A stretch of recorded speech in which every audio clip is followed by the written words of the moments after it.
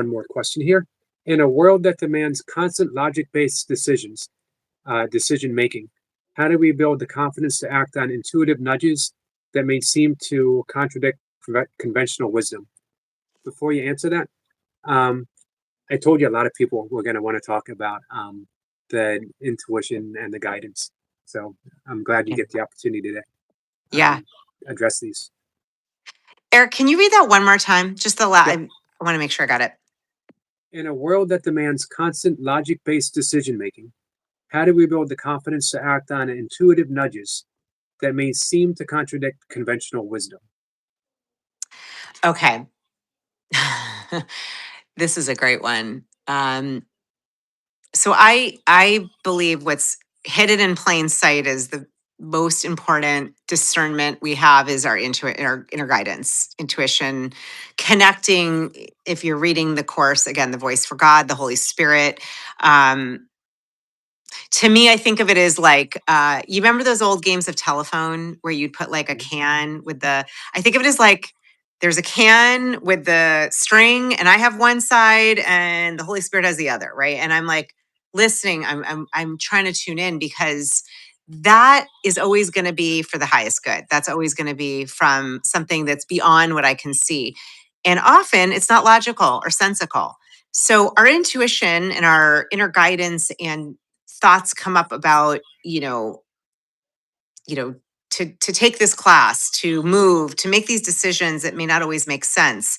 What we want to do is to learn how to build a relationship and trust that this guidance that's coming in, you know to build that kind of foundation where we can actually connect to it, hear it, feel it, sense it, see it. We're all different in how we take in information like that. But if you look at the brain, I'm just talking about this is so interesting. Dr. Jill Bolte Taylor, who's a friend of mine who wrote Whole Brain Living, and she did the Stroke of Insight TED Talk, big one. Right. And she looks at the brain. The left side of the brain is the logical, left thinking, linear side of the brain. We have the emotional and the thinking tissue. And I think of I think it's character two. It's the emotional tissue of your brain, left side, that's connected to the ego, right? That's like, I think of it as like the 3-year-old that puts a tantrum up all the time. And literally, she's mapped this out. This is so interesting. And on the right side of the brain, um, we have the connection to this feeling that we're all in this together, and then the all that is, the divine. And the way that we take in information and make decisions, many of us are conditioned to only go to the left brain or only trust that when we're missing a whole field of information.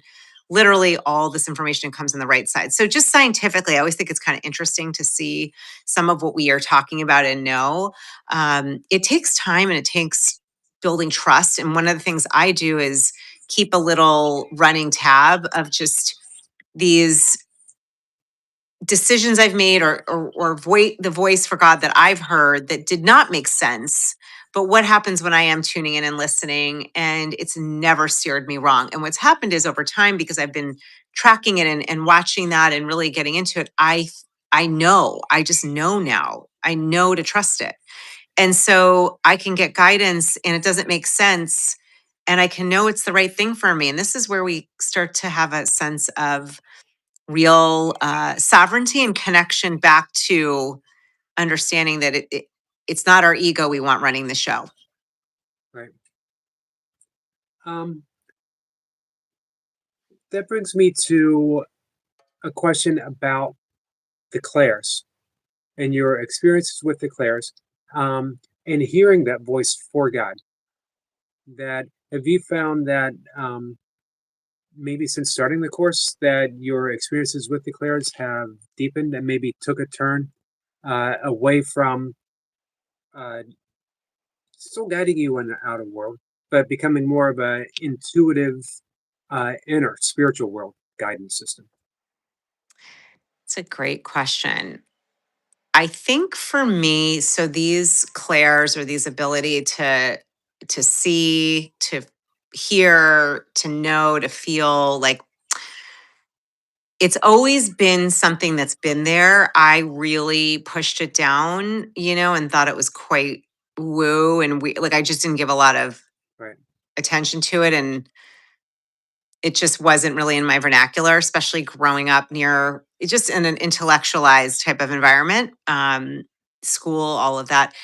I do think what has been really cool is in studying the course, there's so much focus on like really getting that relationship with the Holy Spirit, with the voice for God, that I think of intuition is really connected to that. And it's like given me permission. I think I was already starting to feel that and sense that and give myself permission, but at a different level, like, oh, this is a thing. This is actually true. And we all can connect to it in our own way. And there's no right or wrong. We all have different ways of connecting. It has definitely opened up, though. I would say these channels have just opened and opened and opened. So where I was maybe 10 years ago, 5 years ago, it feels like it's just compound interest. Like every Right. year, I'm like, wow, that's incredible. It's, and then I believe we all have these batteries included. It comes with attention, intention, and just showing up and really making space to be present and listen. Right. And even in the manual for teachers, they talk about that, the psychic gifts. Um, and they can be very useful, but we don't want to, and you alluded to this early, we just don't want to be attached to them. They're a gift. And when you're given that gift, you don't claim it, these are mine. Uh, you enjoy them, you use them. You find that it allows you to be a greater service for people, which is basically what you do as an intuitive coach. You're using it to be in service to Yeah. people. Yeah, so my prayer, my going back to the first thing we started to talk about, really my daily prayer, one of my daily prayers is, God, please help me to be useful today. Help me to be a walking blessing. Help me to to shine. I think of it as light, to reveal more light through me. That's you. Help me to be helping others to remember that they're not separate. We're not separate, and use me. So I am offering myself in that way and very intentionally saying, if those gifts are going to be helpful, then use them. If not, fine. And I think that question earlier about, how do you know if it's your ego or if it's really intuition? I do feel it's intention, right? It's like setting the intention, and I can feel it. I can feel it when it's like, oh, I want to have the answer versus I am just getting the answer or the sense. Right. It's always the intention, though. And I think if anyone just sets the intention of help me to be helpful, your life is going to be so blessed. I can't even tell you. Like blessings are multiplied when we ask to be a blessing. That's one way to say it, I guess.